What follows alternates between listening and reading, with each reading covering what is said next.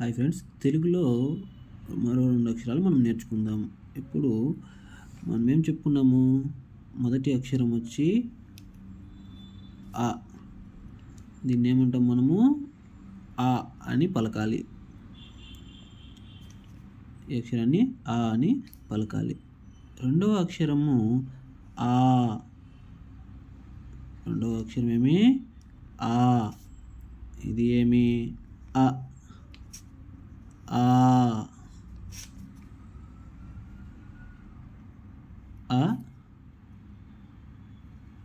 ఆ ఈ అక్షరానికి మనము నార్మల్గా మనం ఏం చేస్తాము? ఆ అని పలుకుతాము. ఈ అక్షరానికి ఆ అని దీర్ఘం తీసి మాదిరి మనం ఏం చేస్తాము? ఆ అని పలకాలి. Okay friends.